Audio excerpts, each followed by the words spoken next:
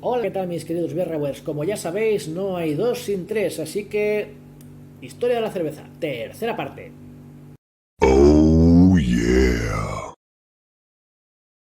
Bueno, ¿qué? ¿Os acordáis de dónde lo dejamos en el capítulo anterior? Previously, UCAC, anteriormente. Y porque el agua no se puede abaratar, que si no, os aseguro que lo haría. Ahora mismo. Exacto. Las grandes cerveceras, bueno, pues se dedicaron a abaratar el producto. Son cosas que pasan, necesidades económicas de los poderosos de querer ganar más. Bueno, es la condición humana. Lo que no quise incluir en el vídeo anterior, porque bueno, hubiera alargado muchísimo la historia, era que en Estados Unidos, a causa de lo que venía siendo la ley seca, que duró unos 13 años más o menos, casi 14 si contamos todos los meses, que empezó en el principio de los años 20 y acabó a finales de año 33, en Estados Unidos la falta de bebida alcohólica hizo que muchísima gente pues se dedicara a convertirse en cerveceros caseros, o como ellos lo llaman, ya que son angloparlantes, homebrewers. ¿Y si destilamos nuestra propia cerveza? ¿Puede uno hacer eso? Claro, los chicos de mi orfanarium lo hacían a menudo. El hecho de convertirse en homebrewers una vez acabó la ley seca, bueno, pues hizo que estos señores, estas señoras que se dedicaban a fabricar cerveza en casa, pues continuaran con sus costumbres, muchos de ellos, porque, bueno, oye, si haces pasteles en casa en lugar de comprarlos en la panadería o en el supermercado, pues ¿por qué no puedes seguir haciendo cerveza? El caso es que ese movimiento homebrewer, años después, afianzó lo que vendría siendo la primera revolución artesana de Estados Unidos. Pero no vayamos tan rápido, que hay muchas cosas por delante antes. Hay que tener en cuenta que por culpa del crack del 29, pues como era una depresión económica bastante gorda que duró bastante tiempo, fue una de las causas por las que el Estado decidió dejar que los americanos volvieran a beber cerveza, whisky, licores en general.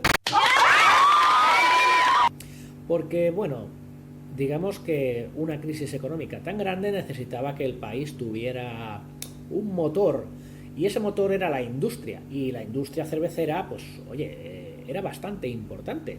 Así que no iban a dejar de fabricar si tenían que sacar dinero adelante, porque había que cobrar impuestos. Así que podemos decir que, en fin, gracias a una crisis económica, Estados Unidos tiró un poquito para adelante el tema de la economía del alcohol. Y mientras los americanos estaban, bueno, empezando su pequeño resurgir de las cerveceras industriales, Europa estaba sumida en una guerra, lo cual hizo, bueno, que la necesidad de metales para producir armas hiciera que las cerveceras tuvieran que cerrar, porque como sus ollas y sus utensilios eran de metal, bueno, pues había que utilizar esos materiales en pro de un bien mayor. Pero bueno, ya sabéis cómo son los gobiernos. En fin, en lugar de dejar a la gente tranquila a trabajar, pues les robaban los materiales para poder matar enemigos. Y eso hizo que, bueno, pues que muchas cerveceras tuvieran que acabar cerrando porque no tenían con qué fabricar. Otras se buscaron un poco la vida y empezaron a usar técnicas que hacía años se habían eliminado porque las nuevas tecnologías ya no hacían falta. Así que, bueno, digamos que hubo un pequeño resurgir en Alemania de las Stone Beer, que eran cervezas que se calentaban a base de piedras calientes, ¿entiende? Como no había ollas de metal, pues en barricas de madera se metía el caldo, y para hacerlo hervir se metían unos piedrotes y entonces hacía y hervía.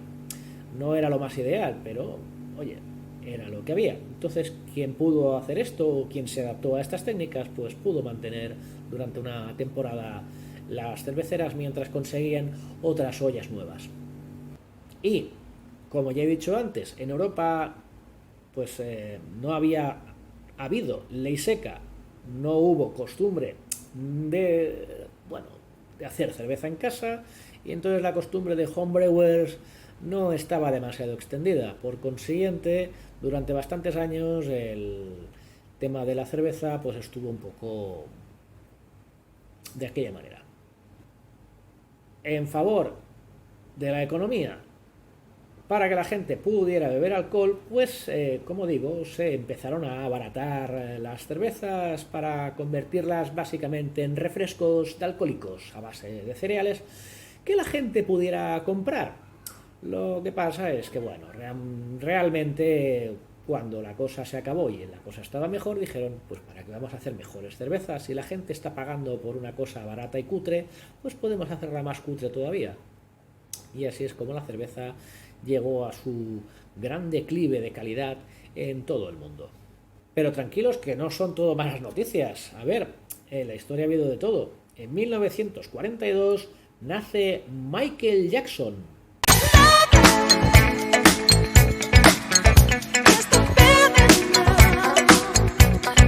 No. Ese no.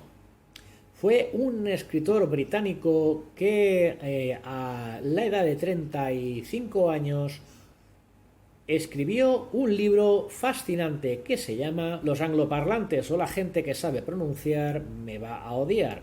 The World Guide to Beer, o lo que viene siendo un libro sobre la guía de las cervezas. Es muy importante este dato en la historia porque es prácticamente la primera vez que se genera un compendio de estilos enmarcados dentro de la misma publicación. Con anterioridad, cada país fabricaba sus cervezas y tenía, bueno, sus normas, sus reglas y sus escritos, pero antes nadie había estado viajando de un país a otro y se había puesto a acumular esa información para luego hacer una publicación a la que todo el mundo tuviera acceso para conocer los diferentes tipos de cerveza que se hacían en todo el mundo. Entre otros tantos libros que antes y después fue escribiendo. Pero volviendo a Estados Unidos, solo un par de años antes de que este señor, Michael Jackson, escribiera su primer libro sobre la cerveza, esta publicación tan magnífica, la empresa Anchor de San Francisco creó la primera cerveza tipo American Pale Ale, American Indian Pale Ale o American IPA. Claro, como hasta ese momento no habían demasiados escritos, por no decir que no había ningún compendio, ya que se hizo 2 años más tarde por parte de Michael Jackson, que era inglés, como he dicho antes, no había nada que dijera cuál era la gran diferencia entre unas cervezas y otras. Y teniendo en cuenta que fue la primera cerveza súper lupulada y con lo que ahora se conoce como dry hopping, que es aromatizar la cerveza a última hora, la empresa Anchor, bueno, pues digamos que hizo la primera cerveza que revolucionó el mundo craft en Estados Unidos. Un movimiento que ha durado, pues bueno, la friolera de 35 años, encabezando el movimiento. O sea que imaginaros tú la de años que llevan los americanos haciendo cerveza artesana buena. Pues cuando estos señores empezaron en Estados Unidos, y mirad que son grandes, solo habían 100 cerveceras artesanas. Y a día de hoy me parece que tienen más de 5.000, si no me equivoco. Bueno, el caso es que, y esto tanto también es importante, hasta 1985 no aparece por primera vez la publicación BJCP, Programa de Certificación de Jueces de la Cerveza. Aparece este magnífico compendio que lo que hace es catalogar las cervezas por primera vez en estilos y subestilos. A día de hoy, bueno, pues se ha revisado unas cuantas veces para ir añadiendo estilos y subestilos y subir a la categoría de estilos algunos subestilos. La de trabajo que tiene esta gente y qué buen trabajo han estado haciendo durante todos estos años. Pero a Europa la revolución artesana, la revolución craft no llega hasta, bueno, principios de los años 90. Digamos que en el 96 en Italia, por poner un ejemplo, abrieron unas cuantas cerveceras artesanas y empezaron a moverse.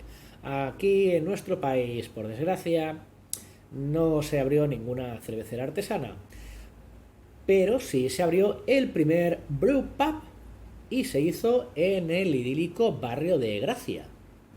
Y lo abrió nada menos que Steve Huxley, un profesor inglés que se vino en los años 80 a vivir a Barcelona y decidió abrir este brew pub en favor de promover la cerveza artesana. Por desgracia, en 2015 Steve nos deja, fallece, era un gran personaje en el mundo de la cerveza artesana e hizo muchísimo. De hecho, junto con Alex Padró, fundador en 2005 de la primera cervecera artesana No Brew Pub, que la llamó Globs, Steve y Alex se juntaron con más gente para fundar la asociación Humulus Lupulus, que se dedicó al apoyo de la cultura cervecera artesana en nuestro país. Se puede decir sin lugar a dudas que sin Alex y sin Steve, entre otros personajes que vinieron después de ellos, no tendríamos la gran cultura cervecera que tenemos en este país, y todo empezó aquí en Barcelona. Por eso se dice que Barcelona es la cuna de la cerveza artesana de toda España. Y no es para menos, porque desde el 2005 que abrió Alex en Hospitalet su fábrica, No Brew Pub, fábrica, hay que decir que, bueno, el incremento de fábricas ha sido bastante bestia. Porque ya me he descontado de tantas fábricas que hay, pero hay más de 500 marcas solamente en Cataluña. En el resto del estado español también hay mogollón de fábricas y muy buenas que son muchas de ellas. Así que, en fin, no veáis cómo ha crecido esto en unos poquitos años, porque realmente en este país llevamos relativamente poco tiempo haciendo cerveza.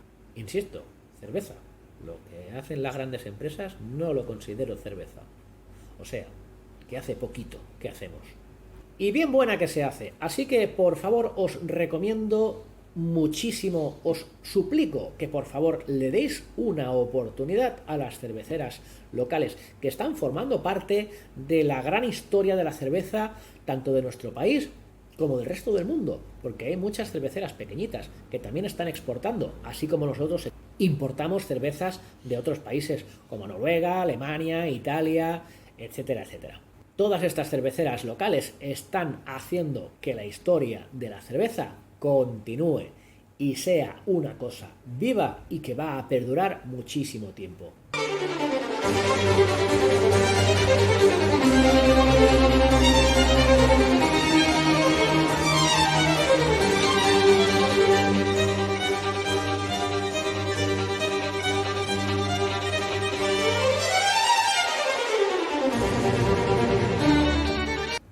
En fin, me voy despidiendo, que no quiero que se haga demasiado largo, que luego os aburrís.